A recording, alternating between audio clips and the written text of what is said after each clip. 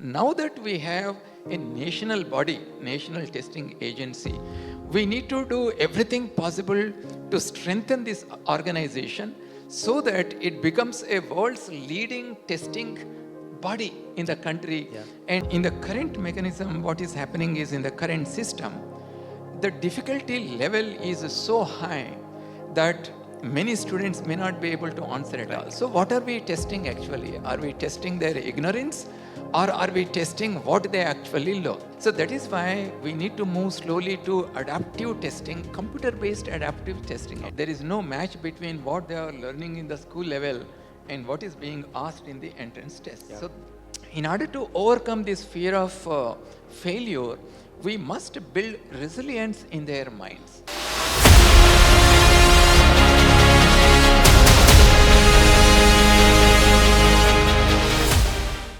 It's happy to be part of ThinkEdu again, and happier to share the stage again with the chairman of UGC.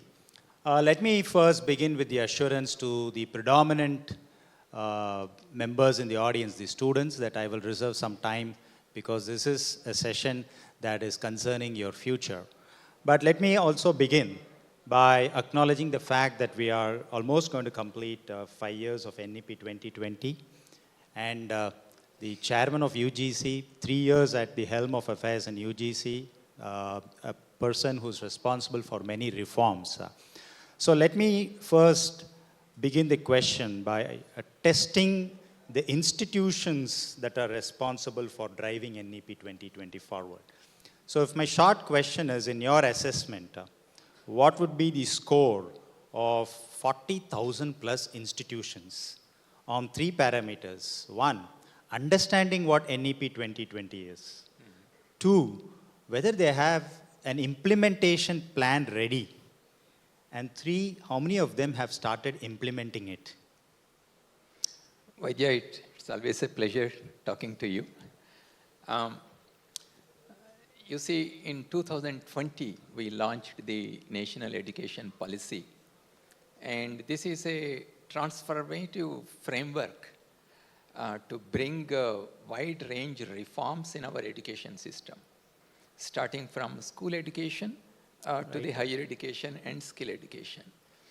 And what is interesting in NEP is that it is rooted in providing equity and access, and more importantly, social justice to all the youngsters who want to have access to high quality education.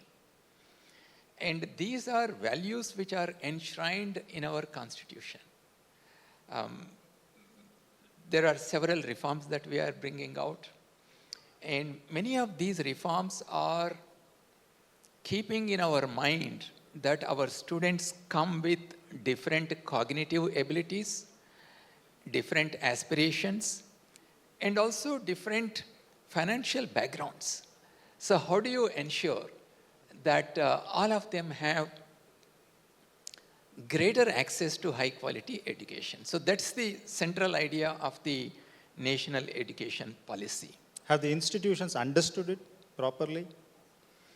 I think to a large extent, our institutions are aware. Recently, I was in a university which is located in a district with almost 60% tribal population. And I could see that the faculty in that university are working with the tribal community in that region. And using the local materials, they are developing technologies and establishing startup companies. So what needs to be done is that this has to be scaled up. Correct. More universities and more colleges They have to work with the local communities and understand what are their aspirations, what are their challenges, so that our students will also learn by interacting with them and come up with solutions which are locally relevant. But if you look at the entire student population as a pyramid, there are certain students who would like to go to the higher education, who would like to do research in emerging areas, but there are large number of students at the bottom of the pyramid who come from rural background, who come from socially and economically disadvantaged groups. For a large number of them, their main concern is because they are first generation degree holders or coming to the university, how to take care of my family, how to take care of my tomorrow. So they would like to either be self-employed or they want to grab the newer opportunities which are coming there. So what we need to do, all our educational institutions, what we need to do is strengthen the bottom of the pyramid so that while their career goals are taken care of, some of them will come to the top and involve themselves in emerging areas of scientific advancement and technological innovations and so on.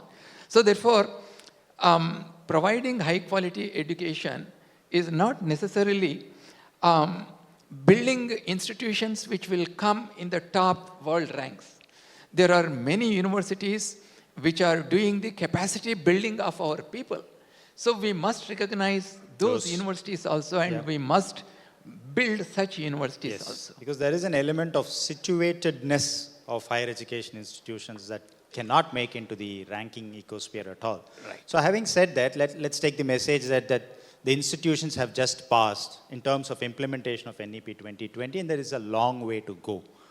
Now in India, as it was already explained, we are very diverse. A father wants a kid to be a doctor. Mother wants the kid to be an engineer. Then the kid left to himself or herself wants to be something else.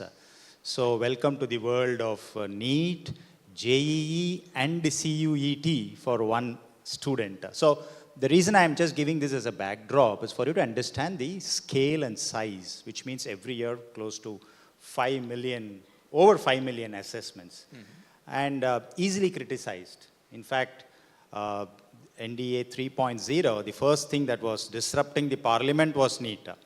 But, for all of us to get enlightened, please tell us the scale and size and the challenges that is confronting you and how you are overcoming it. Vaidya, you have suddenly changed the gears. So you have moved to the test. So let us have a test. 2013 happens to be a very important year in higher education. There are 3 reasons for it. Now the test is for you. Tell me one reason. 2013.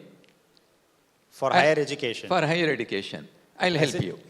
2013 happens to be very important because of 3 reasons. One of them, ThinkEdu conclave was born. Okay. In 2013, and they have put together during these 13 years so many experts together to think about how to take our education forward. And there are 2 more important things that happened with respect to the tests. The AIEEE, which was used for admissions in NITs and engineering colleges, that was changed to JEE Mains. And the JEE, which was used and conducted by IITs for their admissions, is changed to JEE Advanced. And then in 2013, there was one more thing also. NEET exam was established. So now, NEET, of course, after certain legal battles since 2016, NEET has become the national level exam for medical examinations. And then in 2022, we have introduced the Common University Entrance Test. But these entrance tests are for students who are just coming out of the school education to join for the first degree in their higher education. Now you also have entrance exams at the higher level.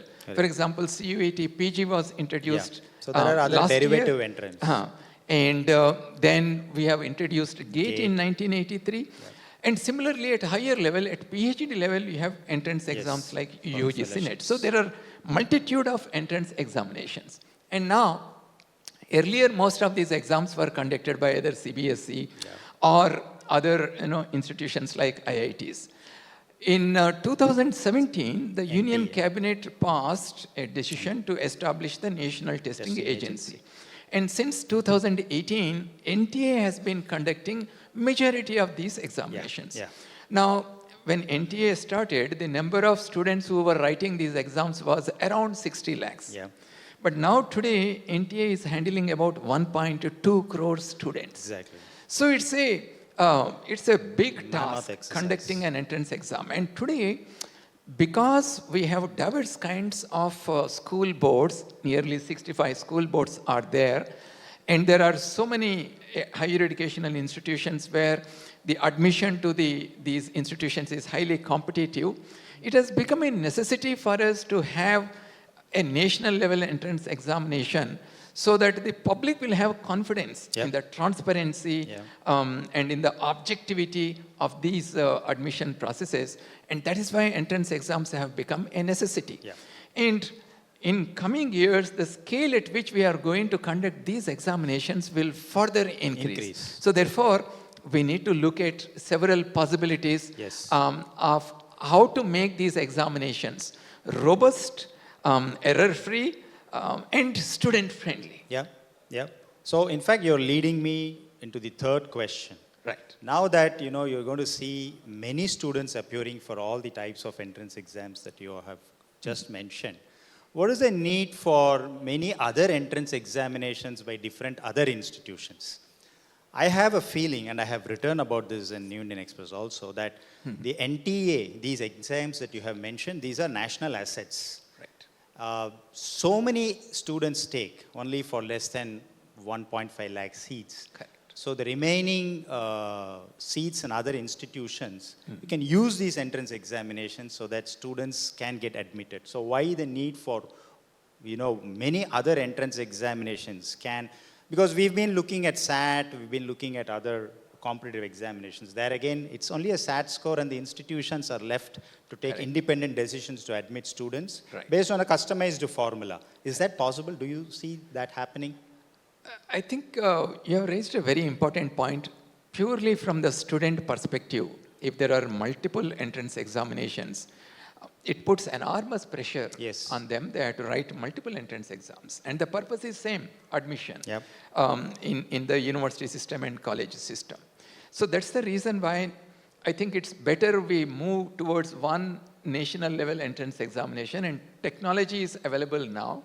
And the students can choose the appropriate subjects. It could be for medical, it could be for engineering, it could be for general science and humanities and social sciences. It is a possibility. We have to move towards that direction slowly. And it is happening now. For example, CUET is now adopted by more than 280 universities. We have about 1180 universities in the country. And every year, more number of universities are joining.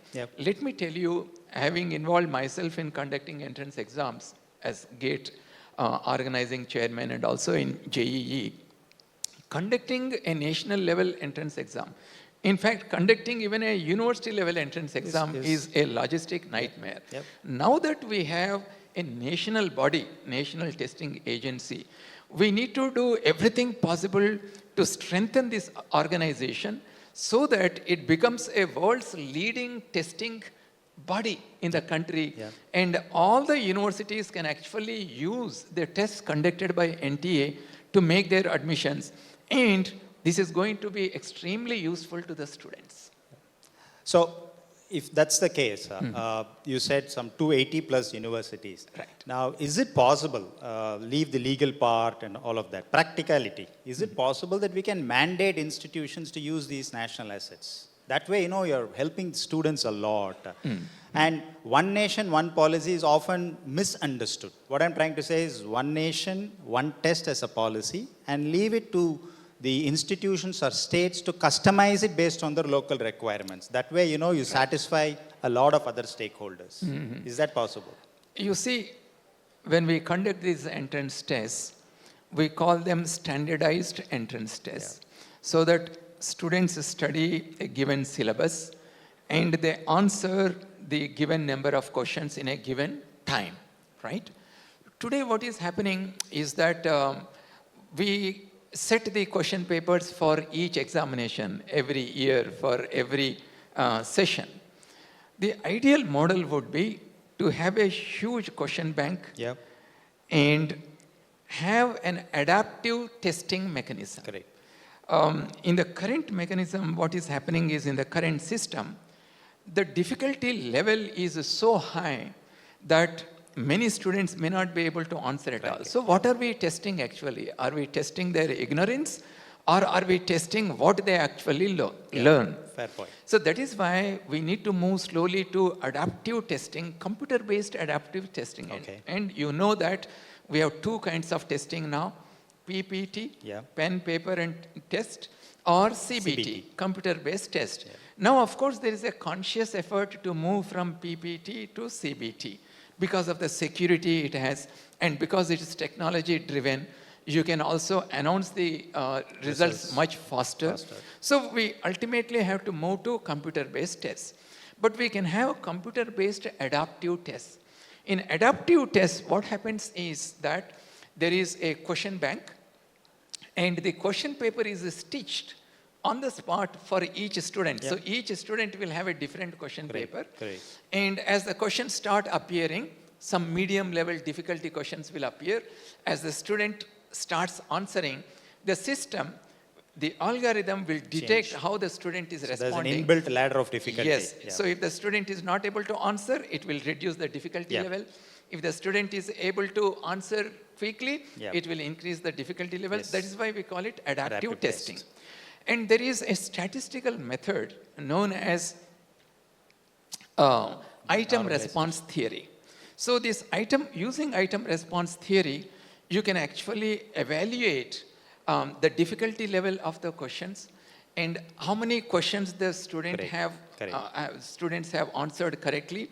And the item response theory statistical process can also estimate how the student is responding to different levels of difficulty levels. Exactly.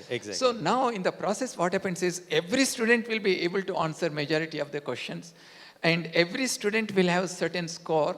And using this method, you can actually reduce the anxiety levels in the minds of the students, but at the same time, you can serve the purpose of identifying the students who have the aptitude and capability to study certain courses. Exactly. So that is going to be the future of our entrance tests. In fact, this type of a mechanism, while during my PhD thesis on management education, it was GMAC when it administered GMAT, inbuilt this ladder of difficulty, and it was very popular. And it was useful because that was an entrance examination for students who already had an undergraduate degree. Now, high school students, they're getting into their first degree. I am often reminded of a former bureaucrat who said, if I ask somebody their question, what is your name? The response is, please give me 4 choices. So these multiple choice based questions somehow ingrains at the schooling level, just a trick to beat the system and somehow identify the right choice. So my question is, schooling and coaching today needs a good mix, good balance. Otherwise, schooling predominantly has lost its core, while coaching is year after year, gaining undue importance, while the supply of seats is limited. So how can we create a balance between schooling and coaching, given that testing is going to get adaptive as we move forward? See, one of the reasons why students are forced to go to the coaching is because the difficulty level at which we pitch the entrance examinations. If they are too difficult, then obviously there is no match between what they are learning in the school level and what is being asked in the entrance test. So that system has to change first. And 2, whenever we talk about, for example, in CUET, just 2 weeks ago, I had a meeting with school kids who have just taken CUET and then joined in their first year. And they said that if they focus on the 12th standard syllabus and study it carefully, they don't need any coaching at all. And we also made a conscious decision while designing the CUET that the difficulty level should match with what they study in the board examinations. But Vaidya, there is also another thing. Whenever we think about the entrance exam, we think about the entrance being conducted on that particular day, what are the glitches, what problems, and when the results are announced. But when you look at the entrance exam, there are 3-4 actors there. One is the test conducting agency. 2, you have the technology which is used. And 3, students themselves. And 4, the parents and society. All these people together will actually create either confidence or lack of confidence in our entrance examination system. And this is where I said that number one, if I look at the test conducting agencies, we need to strengthen our national testing agency by technology enhancement and by putting appropriate professionals there who can successfully run. The reason why in IIT system, our exams are so successful, it is because each one of us as faculty members, we feel that sense of ownership about our examination. Yeah. So therefore, the test conducting agency should involve people who feel that sense of ownership of the examination. Yeah. And 2, technology is evolving, and we must adopt newer and newer technologies, whether it is the security of the question bank, whether it is the conducting of the examination, whether you identify the students correctly so that there is no impersonation. Yeah. So there are a lot of technological developments that are coming. Yeah. The third most important thing, Vaidya, I would like to tell for the audience also for their consideration, students. We need to train our students properly, because when they are writing these examinations, they undergo tremendous anxiety. Yeah. And this tremendous anxiety comes because of the fear of failure. Yeah. Because currently, you write the entrance exam once in a year, at best twice a year, but they don't have enough opportunities for them to reattempt and improve their performance. Yeah. So therefore, always at the back of the mind, the students have this fear of failure. Yeah. And maybe I may not reach the expectations of my family, my peers, and so on. So in order to overcome this fear of failure, we must build resilience in their minds. We must teach them methods of navigating through anxious moments. The starting point for that is to have a good study plan. Yep. Students must be trained. It should happen at the school level. Yes. The schools must teach our students how to develop a good study plan, divide the syllabus into manageable parts, and have pragmatic goals. You see, success in academics doesn't happen only through your intellectual capabilities. Correct. It is by following disciplined study habits. Yep. And the most important thing, Vaidya, is that at the school level, we must tell our students about not just being a learner, but to be an active learner. Yeah. Active learning consists of 2 components. One component is self-quizzing, the other component is summarization. When I ask myself about what I have learned, it triggers in my mind to retrieve information from my long-term memory, and it helps me in retention of key concepts, key information. Yeah. And summarization is whatever I have learned, if I can summarize it in small parts, it helps me to remember key points and to prioritize the information that I have learned, and it helps me to reword in my own ideas what I have learned. Yeah. So some of these things that we must teach our students schooling level, in order to avoid the anxiety. And most importantly, Vaidya, I think all parents also require some definitely not an entrance exam, but at least some counseling. They actually require coaching here. Correct. They require coaching. They must be coached not to pressurize the kid, not to go for only engineering or medicine. Let me tell you, today there are large number of opportunities for the students to excel and choose their career path. True, very true. This is what we need to tell our students. Very true, very true. In fact, I have more questions, but I can have it, sent to you offline. But since I made an assurance, I'll just take 2 questions from students. Please raise your hand and ask your question. Please make it very brief.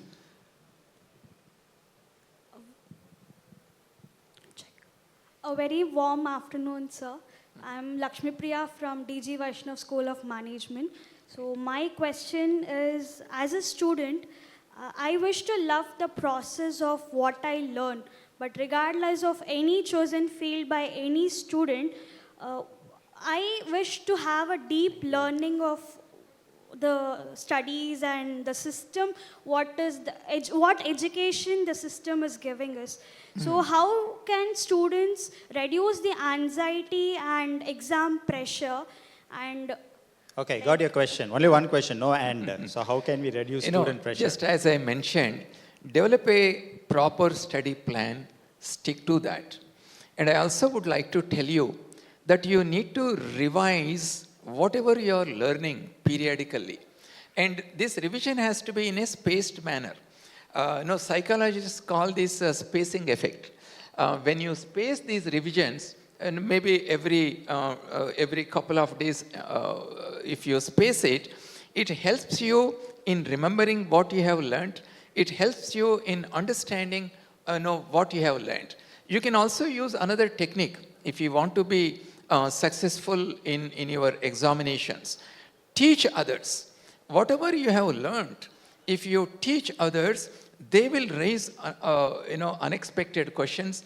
It will also help you to reorganize your thoughts and present them in a way the other person understands. And most importantly, my dear student, you also have to adopt a healthy lifestyle. Do some exercise, take nutritious food, and sleep enough. We often think that doing good successfully in examinations is only by studying. No, that is not true. You need to take your life in more comprehensive way and give importance to every aspect of your life. Only then you will become successful. Thank you. One last question? Yeah, please. Make it short. Morning, sir. I think our education system is filled with a lot of paradoxes. No statements, just question. Yeah, okay.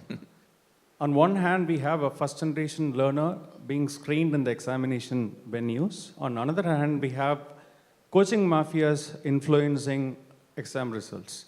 Can't we decentralize education system and can't we change education from concurrent list to state list for better control and regulations? Right. In fact, our education is highly decentralized. If you look at our university system, and as a regulator, we are trying to be a facilitator and provide only broader framework so that every university can experiment and innovate within those broader guidelines. So I believe that our current system is, I'm sure you agree, that is highly decentralized and there is a lot of autonomy to our educational institutions. Yeah, so we don't have time for more questions. Thank you very much. It was a pleasure talking to you again. Thank you very much.